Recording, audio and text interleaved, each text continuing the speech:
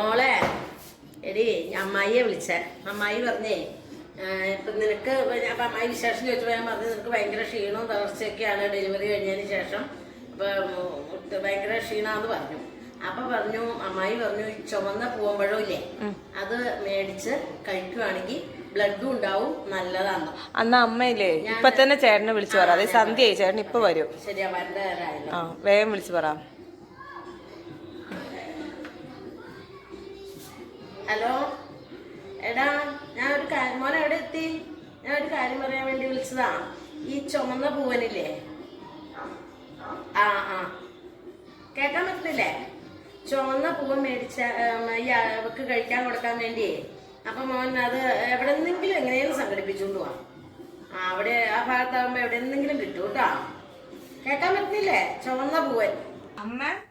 അമ്മയുടെ മോനെ എനിക്ക് വാട്സപ്പിലെ കുറച്ച് കോഴിയുടെ പടം അയച്ചു തന്നിട്ടുണ്ട്.